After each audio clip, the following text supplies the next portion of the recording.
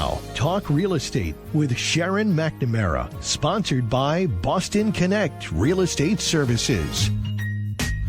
Hi, I'm your host, Sharon McNamara, and you are listening to Talk Real Estate Roundtable. Let me share a little bit about my background before we get started. I am the broker-owner of Boston Connect Real Estate, a boutique firm that is home to over 30 real estate sales and marketing agents who service home buyers and home sellers throughout Boston, the South Shore, the South Coast, and Cape Cod. Our firm takes pride in assisting our clients in the next chapter of their lives by taking a holistic approach to their real estate endeavors. We believe that every move should be a moving experience. Every week, my co-host Melissa Wallace and I will provide you with my team's unique marketing approach to selling homes and share with you our expertise in navigating the home buying process. We value the experience of our agents at Boston Connect Real Estate so much that not only will you hear my perspective on real estate topics, occasionally you will hear the expert thoughts and opinions of our experienced agents at Boston Connect Real Estate. Be a part of our roundtable. If you have any questions during the show, please call 781-837-4900. We love to talk real estate. Follow us on Facebook, Instagram, and wherever you like to listen to podcasts at Talk Real Estate Roundtable. If you would like a one-on-one consultation with me and my team to discuss your real estate needs, you can connect with me at bostonconnect.com or 781-826-8000. Now, sit back, relax, take good notes, and let's talk real estate. And good morning to all our South Shore neighbors. You are listening to Talk Real Estate Roundtable.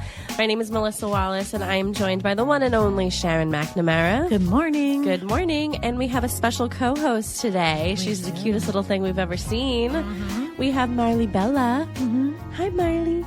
Yeah. She's a Frenchie, so she might not talk back. She's not going to talk. Yeah, she's shy. She's not going to talk. But, you know, she might put a little, like...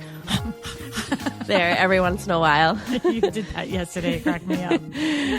But she's the cutest thing ever. So she's your French bulldog here. Yeah, she's, you know what? She's become quite the mama's girl these days. And, you know, we unfortunately had to put Gracie down in, you know, right near Thanksgiving. And Marley's been very, very lonely because, you know, she was a pup and she was always near her. But this morning when I was leaving, I was pulling out of the driveway and I just looked back at the door and there she was staring out the door and I was like, oh my goodness. So here she is. Well, she's never been alone. No. She's always had a friend and now she's, you know.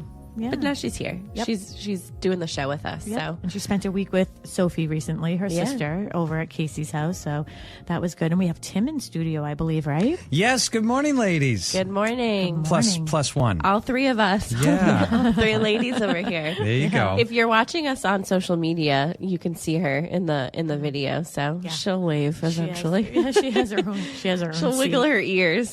She has her own seat. So she's a co-host for sure.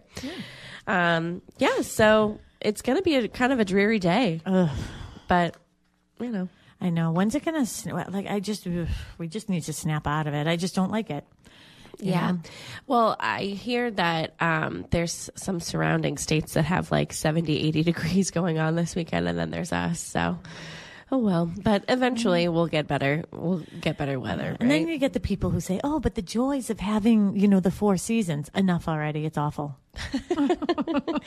Note to self, Sharon does not like any season other than summer. Exactly. Yeah, Sharon loves summer. Okay, so today I thought, I went through some of our past shows and I looked in like the back end. So like after we do a show, we make it into a podcast, and I looked at the back end to see sort of, you know, what shows were downloaded most last year. And one of the most downloaded shows that we had last year was, you know, helping, you know, sell your parents' home. So I tweaked it a little bit. So we're going to be talking about loved ones. So it doesn't necessarily have to be your parents, but this is happening every single day. And it's not just you. You know, we talked about, you know, where you're at in your career, and we'll go over that again for those listeners that haven't heard it. But, you know, everybody is sort of helping everybody at different stages of their lives. But for some reason right now, there's a lot of agents that are helping this transition. And I know that you know this very well. So yeah, and it's interesting because Mark's nephew, his wife, so our niece, they live in town as well. And, she's from Canada, and she recently had to go up there to help her dad. And again, the medical system and process up there is a lot different than it is here. And he had been hospitalized for a little bit, and she was looking for a place for him to go into sort of an assisted living type situation. And I mean, she obviously, she and Chris and my nephew, helped me and Mark when I had to move my dad a couple times, once, and there are stages in this process too. But I think that the best thing is being prepared and being ready. And I feel like I wasn't. Right. I was sort of thrown off guard by how quickly I had to do different stages. Like one was he was in an apartment on the second floor, and I had to move him to a first floor apartment. And, then from there he's in, a nursing home over at Wingate, and they're wonderful over there to all the Wingate people. But May just recently went through the same thing. And, I was talking to her when she was driving back, and she just said, I'm exhausted, to do everything I had to do in a week. And she said, like, the paperwork process. And that's one of the things that she, called me again this week and said, can you introduce me to somebody or refer me to somebody so I can do my will and my healthcare proxies? And, her oldest son, Will, who's at Assumption now playing football, he's 18. So she has to have a healthcare proxy for him, right? Because that, and then little Chris is going to be turning 18 soon. So she'll need a healthcare proxy for him. So I think it makes you think about all the things that you think you have plenty of time to do and you really don't. And even though, our segment is about moving and that process, there are all kinds of pieces that go along with it. So maybe we can do little segments or little episodes that have to deal with the legal and, the legalities of things too, because we have a lot of great attorneys in our arena as well. Yeah, we do. We have one coming here on Tuesday to talk with all of our agents about some new laws. But I think that, when it comes to helping a loved one in their transition, no matter how much you prepare for it, it's the emotional aspect of it too that you're probably not prepared for. But the whole legal aspect and the logistics of moving and helping, we're happy to help with that part. So I wanted to sort of go over, this process of, helping a loved one in their transition with their life. And it's interesting, Mel, as you're talking, and you can tell, I'm interested to wonder if our listeners hear something different in my voice, because this is so emotional. And not only is it emotional for the loved one, it's very emotional for you, the one that is moving, the senior or somebody else. It not only is it emotional for them, it's very emotional for you. And I honestly think that as I'm sitting here I'm thinking of some of the clients that have come my way in the past, year, especially, that it would be nice for us to maybe connect with, maybe even like a therapist or something like that, like a counselor, to help in that process, because I can only give help based on where I've been and what I've been through. And there are a lot of things with, my dad being diagnosed with, Lewy body dementia. And I cried on the air a year ago when this show happened. There are so many things that I wish I had seen sooner or understood sooner. And, I know there are a lot of great, different avenues you can go in to get that emotional support, but it might be nice to, for us to maybe try to connect with, what do you think, like a counselor or someone like that on helping with that process and what you can do. Because listening to May doing this just last week, it brought back memories from me, because, she brought her dad from the hospital back to his apartment just so he could sort of go through things and, understand, like, you know what I mean? Like, it's almost like saying that final goodbye, or farewell to the apartment that you were once in. And with my dad, he was in the hospital, but he went right into rehab for, his gait and all these other things. So he went right to rehab at Wingate and then ultimately ended up staying there and never left. So I wonder if that process of never being able to say goodbye to his belongings. Yeah. Well, that's what I'm saying. There's an emotional aspect, not just for those who are helping the person who's moving, but that person who's moving and having to deal with those emotions, because your life can change in an instant, no matter who you are. So, and like not knowing where all your things are and what are you doing with them. And well, Nanu's couch is at my house, so if he asks about it. And that was sort of a nice thing too, is that when he did move into his new place, like I was able to, when he went into assisted living, but even when he went from one apartment to the other, I was able to find a place for a lot of his items, you know what I mean? So I know that they went to a good place and not just in the trash. And we've had this conversation before about, when we're purging or when we're, having a estate sale and, helping that loved one and, especially thinking about like if you have like a mom and a dad or an aunt and an uncle, whoever it is that you're helping, the dumpster, one of them deceases and then the dumpster shows up and then, there's family members that, things are just getting thrown in there. And then there are other family members like, well, that meant something to me. Yeah. And it's interesting because I'm actually right now, I don't know why. I just had a flashback of when Mark's mom passed away and, things were getting donated and, in the trash and stuff. And, Papa was still alive and he was at that time and he was asking, is there anything you want? I go, I don't want anything. I don't need anything. And then lo and behold, I saw this round Tupperware bowl thing.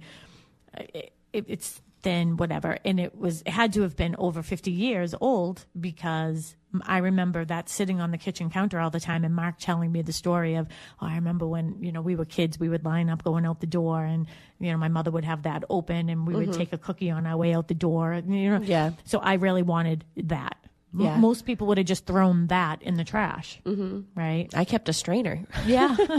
Yeah. When my Nana passed. But I think getting back to your point of, which sort of person are you? Somebody who is purging or, keeping on to those memories. I think as an agent, it's important to know which person your client is, because if it's the type of person who, is attached to all those memories, they might need a little bit more, extra care and more time to get their property, ready to sell. And, it takes a special type of person to help someone who is grieving and is going through something that they've probably never gone through before. So, and that's why, our agents always work relational.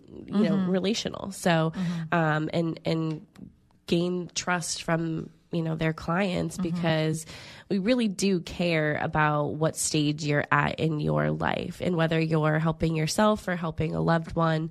It's important to, for us to understand where you're at so we can meet you there. Yeah, it's that holistic approach that we take. To helping people through these processes. To all of our listeners, you are listening to Talk Real Estate Roundtable here on WATD, and the phone number is 781-837-4900, 781-837-4900. If you have any, comments, questions, or anything about stories to share about this topic, feel free to call us. If you have other real estate questions, of course, you can always call us as well. Tim will get you through. You can always text to that number too if you're a little shy, 781-837-4900. Again, we are talking today about, essential tips for selling a loved one's home. And there's a lot that goes into it. And as you were talking, I was thinking, oh yeah, this, all the different aspects of it, and the emotional part of it. And I don't even know, we're so into the show like right away that I'm like I'm thinking, what are the processes? Like, how do you start it? Like, what are the legalities of it all? And I think that making sure that you do have your house in order is really, really important, because, when that time comes, it isn't really the time to be thinking about these things. Yeah, it's almost too late. Yeah. Or you make rash decisions that you could potentially regret later. Well, that's what I mean by too late. It's like because of the emotional aspect of it. And maybe there's somebody out there that is not emotional at all, because that happens. Yeah. But, 9 times out of 10, this is something that is an emotional part of somebody's life. So, and just sort of, again, meeting people where they're at. But, we don't ever want anybody to, even if it's your own home or whatever your situation is, we never want anybody to make a rash decision because, sometimes you regret them later on. And we never want anybody to walk away from a transaction or a sale of a home, purchase of a home with some sort of a regret because we didn't do our job right if they did. Yeah. And too, it's interesting too, because there are different things. I mean, is there one person that's helping with this process? Like if mom or dad has gone into assisted living or mom or dad have, recently passed, is there just one person who's making all the decisions? That's generally, that would be the case if you have everything set up, in your will and who's your trustee and all these other things. So that person ultimately has the final decision. But I'm thinking back this past year, that we've done several of these situations where, the families have been very close. I'm thinking of the one over in Center Commons, and the three sisters were very much aligned on how they wanted things to work, and they worked so well together. And that's an ideal situation because it doesn't always happen like that. And a lot of people, if you've lost somebody, that death changes people, and it can sometimes bring out the worst in people. I'll just be honest. So sometimes it's not always smooth sailing because not everybody is on the same page. Yeah. But in that situation, all three sisters were, and what a gift. Yeah. Yeah. I mean, they were all, and I can't, I'm so upset about this because they left their mom. I worked with their mom at Reebok, and mom was there for a very, very long time. And they left me. I was telling them about, the department I worked in, and, a lot of the players came in, it was the year, like the times of Shaquille O'Neal coming out of college and things, having his shoe on my desk. I wasn't really impressed about those. The only person that I really loved meeting was Adam Oates from the Bruins. Ethan will remember him. And they left me a signed autographed picture of Adam Oates. And when I was doing my open house, I didn't want to lose it and I didn't want to wrinkle it. So there was a magnet on the refrigerator and I put it on the side of the refrigerator and I forgot about it. Oh. So if they're listening, I'd like that back. I'd like that back. I'd like that back. Oh, no. Well, I think it's also important to point out that, I lost my train of thought. Oh, okay. No. Well, I'll go back to one of the things I was thinking. So we had that one situation, but we also had another situation last year that was absolutely positively horrific. Oh. It was horrific. And I know this one? Yeah. Oh. And I felt terrible about, my client, in the situation she was going through. And I remember showing up at her parents' home down in Quincy. Oh, because I don't like to give names or anything, obviously. So, or the street address or anything, but we were down in Quincy. Actually, we had 2 in Quincy last year that was, and one of them was good and one of them not so much. And I just remember sitting on the couch with her when I went there to look at the house the first time. And honestly, we sat on that couch for 2 hours. Yeah. And you remember? And you were just I have pillows from that house. Yeah. You're like, I take a little something from every house. No, they give it to me. Yes, of course. We would never take anything. I had told a story before about all the statues of Mary that are in the back of my mother's car. Your mother does have all those. They're in the rubbish. I'm taking them. Yeah. But with that situation, it was really awful because, unfortunately, there were some siblings who weren't in, the lives of their parents. There was one child that was taking care of the parents for all those years. And you said it, things, unfortunately, death does things to people. And I was going to correct you and say, death does certainly do things to people. There's that sadness. There's those aspects of it. But it also, I think it's greed that changes people in these situations because unfortunately what I see, and I see both sides of it and every other way around it, I see them all. this situation was more about money than it was about losing mom and dad. Yeah. And I think that was the hardest part for my client, because she was so grieving her mother and father, like grieving. And this process took over 2 years to like finally get to the point of getting the house on the market. And, her and her husband and her kids are like taking care of this house and, trying to like preserve it, what it is and what it means to them. And then on the other side, she's fighting with siblings over dealing the money. with the siblings. Yeah. So it does get complicated. And that's why I do think it's really, really important, whether you're estranged from family members or not. Like, these things come up when parents decease, or aunts and uncles, and there's wills and all this other stuff. You have your house in order before that happens. Well, I wanted to extend, and I remembered my train of thought, but I wanted to extend it from just parents to all loved ones, because I'm thinking of a 3-family that you had, and I think it was the aunt that had passed away, maybe, and it was a hoarder situation, and that was a property that was probably not ready to be sold, but it was because of the circumstances, there was nothing we could really do. Like, we just had to show it the way that it was. When you have a 3-family that is all hoarder, every single floor. Yeah. It is what it is. Well, and that's the other piece of that too, is when you are, estranged from family members, and that one was in Dorchester, and that 3-family, and when you're estranged from family members and you just don't even understand what's going on. And, that's the other thing too, is I definitely want to have a counselor. If there is a counselor or a therapist that's listening to this show or listening to the podcast, please reach out to us, because I would really love to get deep into some of, like, I'm not even thinking about it until we're right here. Like, we really get deep into the psychological aspects of things that happen. I mean, a hoarder situation, I've had several, like, I've been in the business a long time, so I can say several about many different aspects, but I've had several hoarders, and I don't know if it's just because we understand here, I think us and all of our agents understand genuine care, and that's what helps us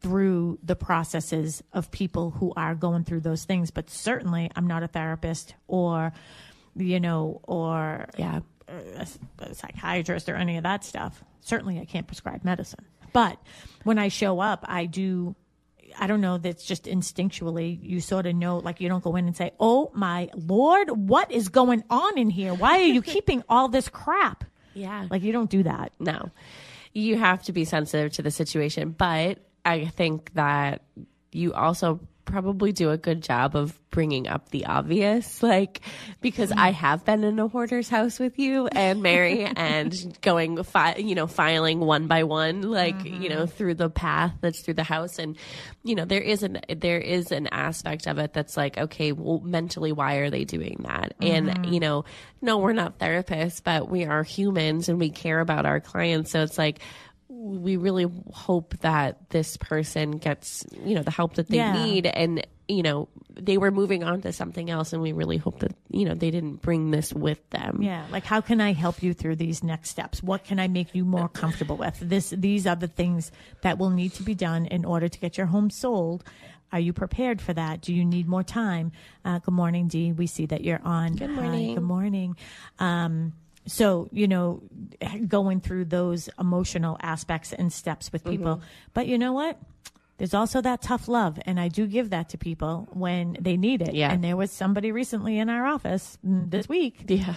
And, I loved that, like, our common thread came up of Dorchester and being from there, knowing the same people and everything. I'm not going to get into that situation, but, at one point I just saw, oh my gosh, they are like spiraling in their own grief here with what's going on. I just had to pull up your bootstraps there. Like, you have to make some decisions here. So, but I'm thinking about it, and it's like, how people find us and me and, our team and stuff like that. It's, obviously through the radio show and through past clients and things like that. it's what a gift it is for me to know that family members trust me with what they're going through. I mean, I'm thinking of one we had in Abington as well, and she was like, I don't know what to do with this furniture. She's like, it's good furniture. My kids don't want it and nobody wants it. What am I going to do with this furniture? And I remember doing the open house and there were a few pieces that were left. And I just, said to people, the seller would like to, leave this with the new homeowner, if this is something that they would like, blah, blah, blah. And people did come up to me afterwards. There was one couple and they were like, this week, we really can't afford the house. We know that there's going to be multiple offers, blah, blah, blah. But if they are trying to, get rid of those pieces, we would love to have them. So it's just keeping your ears and eyes open for people, to help them with all aspects of that stuff. I remembered what I lost my train of thought about. So there is a difference between if you are helping a loved one sell their house, if you've ever lived in that house, and if you have not. So if you have not, chances are you don't know much about that house. So I'll give this is supposed to be essential tip. So here's an essential tip. If you know potentially in your future that you might have to take care of a property that you don't live in, of somebody, in your life, get some information about that. Get some information about that property, not just, the whole logistics of how you're going to sell it or what you're going to do after they either go in assisted living or, move on to the next chapter of their life or, sadly pass away. Find out some information, because there have been times where, you try to sell a property and we essentially have to tell a buyer, unknown. Yeah. Unknown. How old is the roof? Unknown. We don't know. We don't know. I mean, some of those things we can find out. We can go to town hall if permits were pulled and things like that. But you know what? I know we're spiraling out of control, but I'm so glad that our show or like is twister. Roundtable. Yeah, it's like tornado. Roundtable, but it's like we're sitting here just having coffee, and it's like, remember when? It always remembers. The what's that show with the fishermen there, the Alaskan fish, the crab guys there, the crab fishermen. Oh, the king crab. I don't whatever. know. I don't know. I don't watch it. Yeah, there's a show. I stopped watching it. It's like, okay, you pulled up a bucket and how many crabs do you have? Yay. But anyways, that show at the end of the season, they always have like sort of a little round table and they just sort of reminisce about shows. That's what I feel like we're doing right now. Cause I'm thinking about all of our past clients that we've helped. And one of the things is like, you want to leave a legacy, not a burden.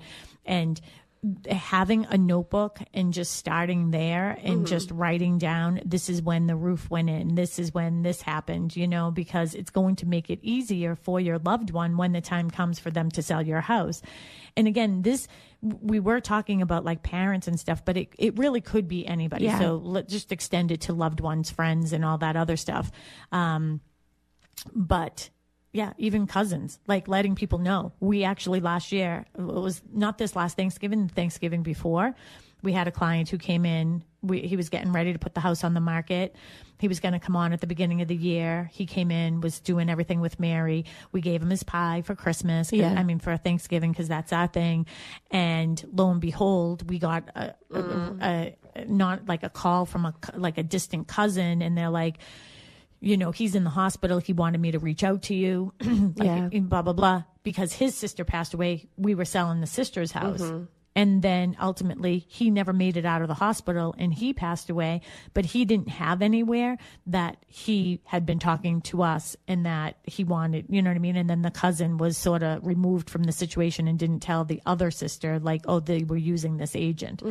So, that's another thing too, not because we want the business, but because if we're having conversations with you and you're telling us some of these things, we have the information. And we can probably help your loved one the best when that time comes. So just write down our name. And that's happened several times where people are like, I found your business card on my mother's desk.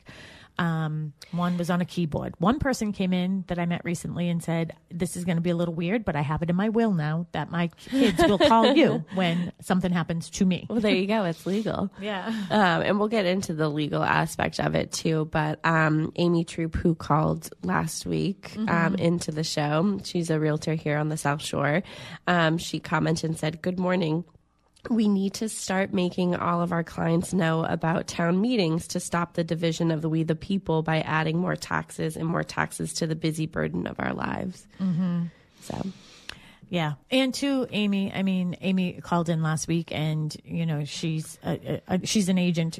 We just wear different logos, but she is wonderful. I do consider Amy a friend. We've been in this business forever. We don't hang out or any of that, but I know, just in her life, there's been a couple, transitional things that have happened to her over the past couple of years, like with companies and, a close friend of hers in the industry, Joel Sugarman from Rockland Trust. He passed away suddenly recently. And, I reach out to Amy. I send her a text just like, hey, here's a little heart just to let you know that I am thinking of you. Mm-hmm. And when I did that recently to her, I said, Amy, I need to reach out to you when things aren't going when I know that you might just need a hug, you know?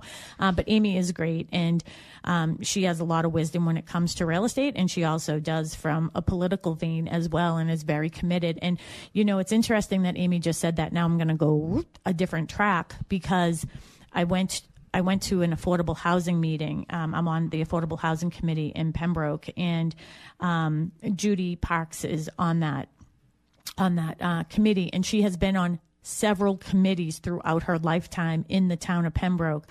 And Andy Wandell is on there as well, Ginny Wandell's husband. So Ginny, everybody knows Ginny Wandell. She's a full-time real estate agent here at Boston Connect Real Estate. Her husband is on planning board, and he's on this committee as well. And we were sitting there, and some things came up, and I realized at that moment, one of the reasons why I love to be on these committees, and sometimes it's like, oh, I'm exhausted. Why am I doing this? Like, do I need to really volunteer? And one of the reasons I was like, I love this, that I'm learning from the people who were there and who know, because we need younger people like Amy and, a lot of younger people than me, to be on these committees so we know our towns and we can help support and see where, the voids are that need repair. And after the meeting, I actually said to Judy, who I literally adore. You've seen her in here. I've notarized some stuff for her and her husband. And she's just there's a personality about her that I want in me, that she's just very level-headed, she's very, very smart. And I said to her after the meeting, I was thinking it's really sad. Like, when we don't have people like you around, like, who's going to know all these things? Like, there's like a lot of things. Yeah. Like they're just I remember back in 1972 when this happened. Like, you need to get involved in your town so you can make a difference and a change. And one of the things that I do think that needs adjusting in probably all of our towns is assistance for our, elderly clients who are aging in place, because they're really not getting much increases in their Social Security, but like our taxes are going up. And of course it makes sense. Like, the schools need repairs and redone, and, fire departments and all that. So Amy, maybe we can start a little organization where we can do that type of stuff, make a difference for our elderly. Well, I think you guys are making a difference anyways, but I think that would be a good idea. Yeah. So I did write, I'm going back to this, leave a legacy and not a burden. And that is part of, having your house in order. And I mean that from a legal aspect. And I do mean that from just a general aspect. And I know, like, in my office, I have a drawer that, has, the important stuff in it, like that just, sort of says where things are. But now that I think of it, I don't think I have a full book of like when the additions were done and all that other stuff. So I'm going to work on that. Something to do. Add it to the list. Yeah, I know. I think I still have a folder that says if Trish dies. So Trish Flynn that was done way before me, even passwords that are probably not even relevant of things like, okay, this is how we do things. Yeah, she started all at the office. She starts the SOPs. Yeah, in the office. I want to get into sort of so preparation for selling a loved one's home. So, what is sort of the first step? I would think that it would be assessing the property and where it's at. in that aspect. Yeah. I know from like, what is the house worth and everything like that. That's just, I do it the same way really, as I do go through the house and I look at it and I compare it to other properties that are in the area with the same condition and same type of location and all that. And then that's, that part of the assessment is easy, getting you the price. It's, getting in there and seeing everything that's in the house. So again, if you have a hoarder situation or if you have just like everything has to get out of here, do it sooner than later. And sometimes, if you know that, mom and dad, I'm thinking about another family last year that I helped. And ultimately my advice to them was, they didn't know that mom and dad had gotten a reverse mortgage. Mm-hmm. These are the things I think that are really important for any of our older listeners is don't be ashamed. Or because I think that like there was also like this mentality of, my kids don't need to know about my finances. Yeah, people don't talk about their finances. Yeah, I don't want my kids to think that I am in some type of trouble and I can't afford to stay in my house. Because a lot of times elderly, older people, they're afraid that if they admit that they're having a hard time affording being in the house, that they're going to take them out of the house, that their kids are going to take them out of the house. And perhaps they will, and maybe that is the best avenue, but I think preparing for that, but letting the ones who are taking care of you know these things before, like you said, it's too late, is really, really important, because at the end, you might not have any other alternatives because you waited so long. In one of the situations I'm thinking from last year, they did have a reverse mortgage on the house that nobody told the kids about. Dad had deceased several years ago. And then when they were trying to help mom, to get into an assisted living type situation or nursing home, they were like, what is this? Like they thought that they would have that money, to help mom. To help her, yeah. Pay for that. And unfortunately, when I went in there, I said to them, I'm just going to be honest, like everything that you're doing to this house, I think is, and there was a lot of things that had to be done, right? I just don't think that you should put anything more into this because it's upside down from where after all those years, mom had the money and it kept her in this house for 20 years. But then now there's the interest aspect of it, that the value of the house is not matching how much is owed with that reverse mortgage. And they're like, even if we could get like a couple months, like, just to help. And I was like, honestly, like try to sell it on your own or something, because like, the only people who would end up getting paid, like making money here, are the agents who are doing it. Yeah. Me included. Like I can't do this for free. I don't, no one works for free. In hard situations, like I try my best to help as much as I can. But I mean, I have you as staff. I have Mary as a team member. It costs money to, have photographers and do all those things. And then there's buyer's agents. I mean, things are sort of different now with the buyer agent thing, but I'm not getting into that. But ultimately, they did end up selling it to, I feel like it went to a family member, but they ended up having to give that person, like they ended up having to come up with money to finalize everything. Yeah. I'm just thinking of a property on the same street that I went with Mary to the listing appointment and met a gentleman there, and his father had passed away. It was his father's home. And he was trying to do as much as he could to get the house prepared, but ultimately said, I'm running out of money myself. So this is sort of the condition that the house is in, and what we can get for it in this condition is just going to have to be enough. Ultimately it did sell, and he was able to get back some of the money that he put into his father's home, but again, like leaving a legacy and not a burden. He was trying to do the best that he could to prepare his father's home, and it was draining him, and we never want that to happen. Exactly. And like that's exactly the point that I was actually trying to make with a situation like him.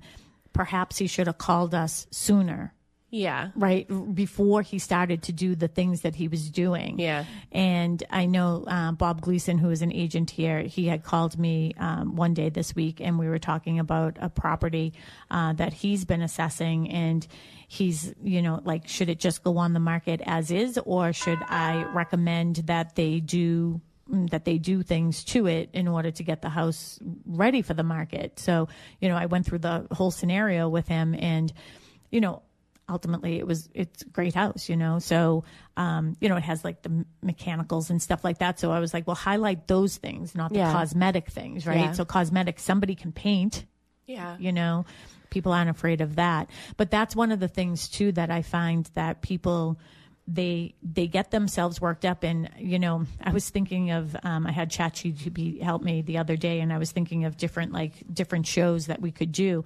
And one of them came up that like HGTV has like destroyed my vision of what real estate really is, something like that. And it's true. So I think that the buyers have these expectations that are unrealistic. And I think that sellers feel, oh my gosh, how am I ever going to be able to do that? How am I going to compete with that? Yeah. How am I going to do that? And guess what? You don't always have to do it. You don't have to. Yeah.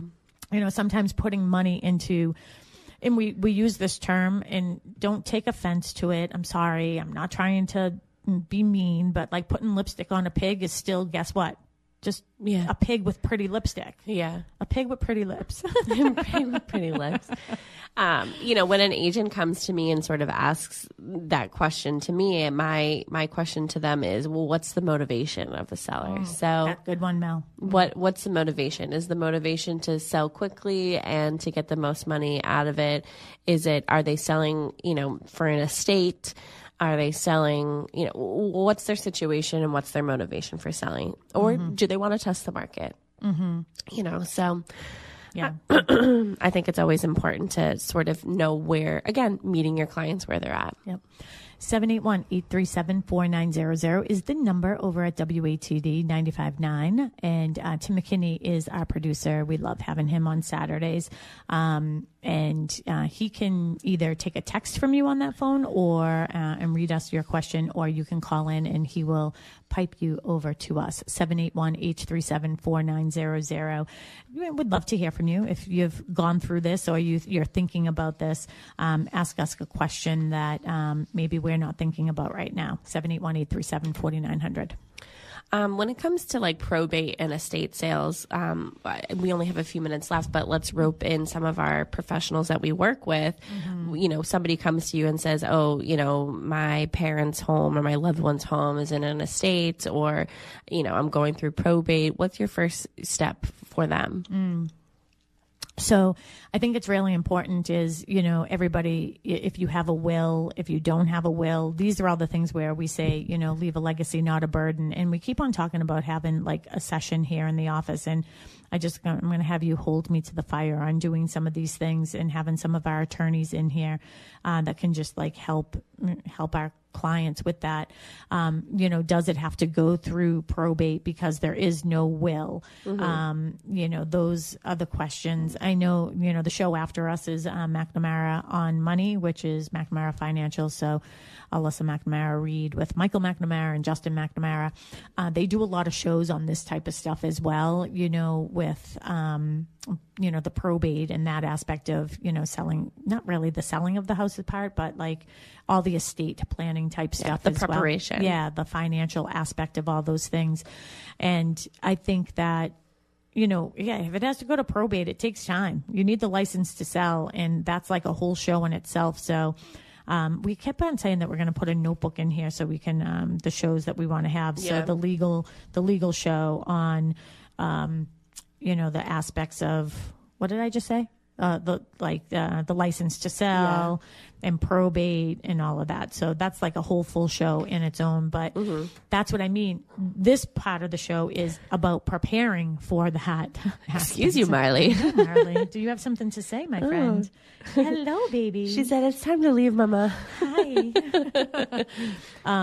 But like that, like what we're talking about today is maybe step one is just preparing. Having one of the things I highlighted in your whole, you have 2 pages, 3 pages of this, agenda here.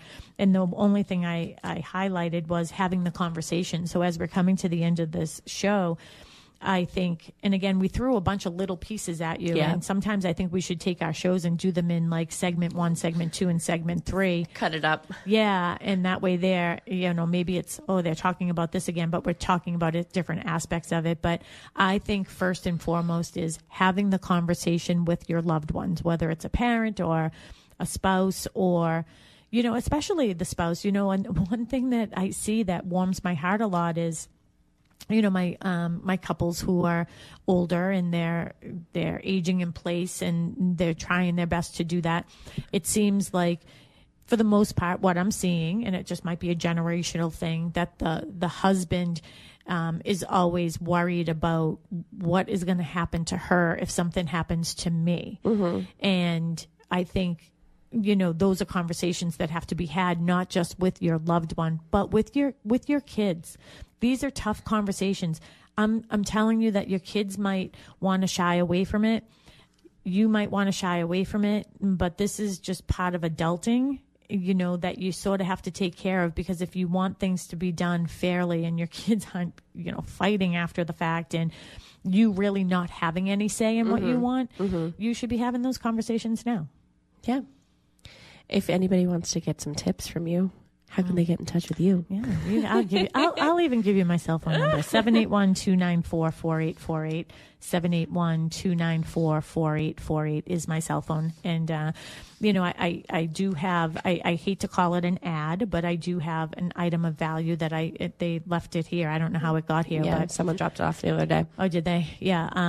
Council on Aging there here in Pembroke, they have, their, what is it called? Like they're just their monthly newsletter, which is literally like a little magazine. And they asked me if I would do an ad in there because, of course, that's what helps them get that out. And I said, I really don't want to call it an ad, but I'm happy to do an item of value. So I do a half page and it just has, tips for seniors in there. And this month they allow me to change it every month, and I have to actually get better at doing that. But this month's I noticed was on like decluttering your home and getting your home sort of ready. And those are things that people want to do. I don't know why this just came to my head, but labeling things is really, really important as well. So if you have like a picture on the wall and, your daughter said, oh, I really want that, and you agreed to do that, put a little Post-it note on the back of it, or get some painter's tape and put the person's name on it. I said that she could have this. Yeah. Put it on the back of it so there are no fights about it. And there was something else I was going to say about that, but I don't remember now. Yeah. We just have less than 2 minutes. But, I just, final thoughts on this. I know we were sort of all over the place, but I think having the conversation is a great pinpoint for that. Leaving a legacy, not a burden, just having conversations and being honest and open. It's difficult conversations that move you forward and get you to where you want to be. Yeah. And I agree with you, having the conversation and, you having the conversation with, your spouse or whoever, that's number one, you deciding together what you feel you want is best and starting that purging process, right?